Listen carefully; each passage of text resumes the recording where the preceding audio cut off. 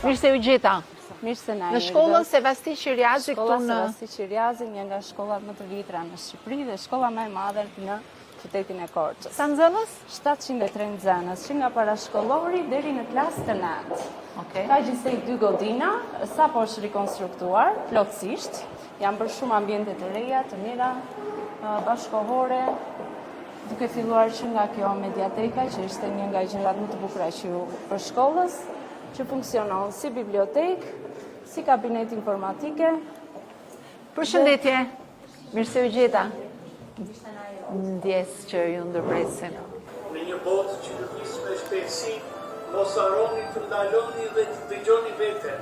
Fjala është dritë, dashuria është dritë, dia është dritë, dhe ju jeni drita që ndriçon të ardhmen e këtij kondi. Mos e humbni hendrën, mos e shkelni dëmshurinë, ruani rendin tuaja, shpirtin dhe fluturoni lartë, si zogjtë që përshëndesin mëngjesin e koratecin tim. Shkruani, krijoni, guxoni, mos keni frikë nga vjenja, sepse vetëm ai që jeton në vërtetë. Bravo.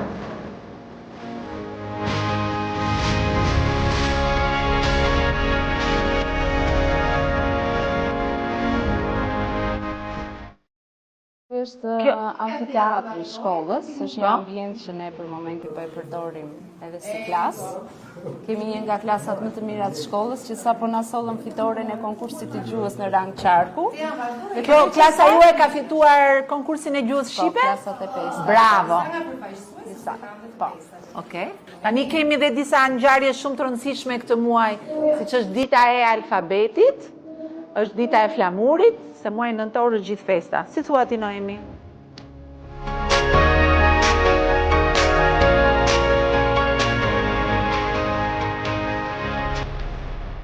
Ju është grupi kërcimit? Po. Kur stërviteni ju te kjo salla këtu? Edhe bëni pastaj shfaqje të bukura. Ju pëlqen?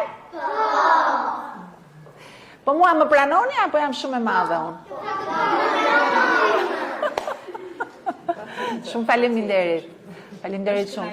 Ju e përdorni këtë për edhe si kështu si stërvitje dhe për aktivitete artistike. Më vjen shumë mirë që shkolla Sevasti Qiriazi përveç se është e pajisur me një infrastrukturë shumë moderne, qoftë për laboratorët, qoftë për mjediset, dhe kjo është e rëndësishme jo vetëm për fëmijët, por është e rëndësishme edhe për ju që të punoni në kushte. Dhe realitet që... E kishit dëshirë, kishit ju kërkesë këtë?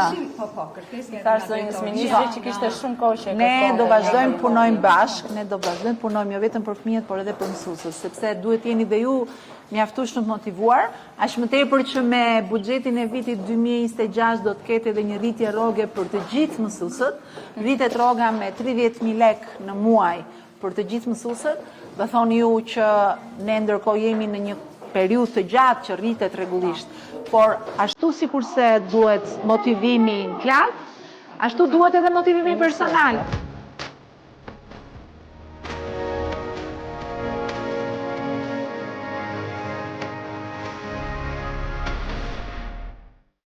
Shkolla është gjithashtu edhe qendër komunitare dhe ka dhe programin Arte Zeje, që ju e dini që është shumë i rëndësishëm për ne. Ndërkohë, cili është pjesa që preferohet më shumë nga fëmijët? Sepse gjithë ideja është që shkolla nuk mjafton të jetë thjesht klasat dhe gjatorës. Një investim kaq i madh, me të tilla kushte siç është shkolla juaj, ka nevojë që të jetë një qendër ku edhe pjesa tjetër e komunitetit, qoftë për komunikim, qoftë për të mbështetur, por edhe për të ndihmuar familjet që fëmijët i mbajmë edhe mbas orës mësimit.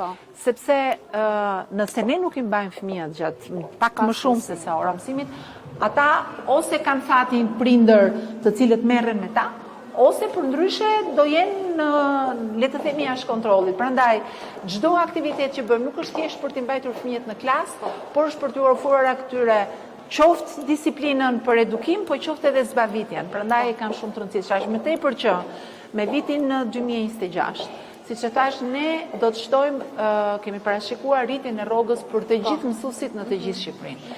Është pjesë e një mekanizmi motivimi që na duhet ta bëjmë nga viti në vit, jo vetëm se e kërkoni ju, por nuk mund të kemi mësim të mirë me mësues të pakënaqur. Prandaj qoftë investimet në shkollë, qoftë shtimi i rrogës dhe për të mbuluar me mësues ndihmës, me oficerët e sigurisë, me psikologët, janë të gjithë pjesë për të lehtësuar gjithë procesin mësimor dhe për të ndihmuar ju në punë.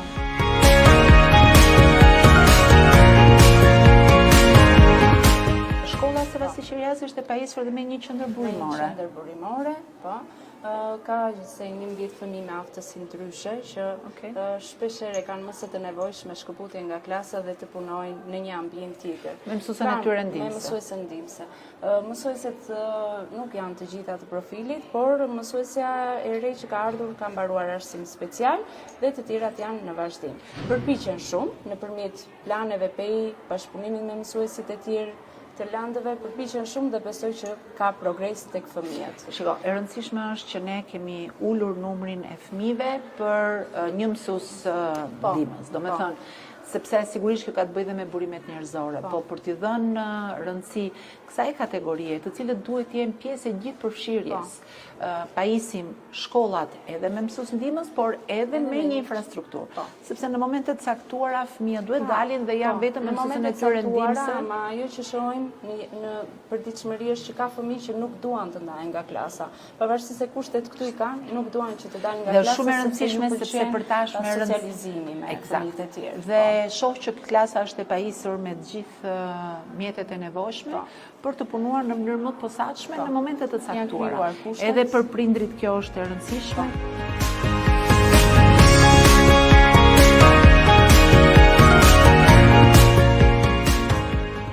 Kjo është klasa e Smart Lab. Përshëndetje.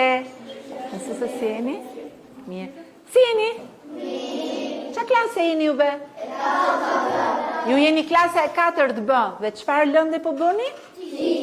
Laboratori është i pajisur dhe me kompjutera për fëmijët dhe me tabelë inteligjente. Ka qenë një nga laboratorët e parë në qytetin e Korçës, që është krijuar Smart Labi. Është shumë funksional, e përdorim nga klasa e parë në të 5. Fëmijët nëse vini të shikoni një orë janë vërtet të integruar dhe të orientuar me mënyrën e zhvillimit të mësimit, duket sot për sot sikur është një nga lëndës që i tërheq më shumë. Janë të motivuar, e kanë një nga lëndët më të preferuara, ashtu si dhe edukimi fizik. Mirë, shumë mirë. Qa po bën ti më? Unë plotësoj po kryej një kod. Po kryej një kod Monkey. Sa e komplikuar që nga kjo për mua. Kod Monkey për ne është shumë e bukur, është një nga platforma më të mira që mund të kishte në që ka dalë. Dhe që fëmijët e pëlqejnë. Domethënë që nga nxënësit ka shumë interes, në kuptimin që mund të dalë një orë shumë interaktive, nxënësit janë të interesuar, kodimin e kanë me shumë dëshirë dhe me shumë qejf,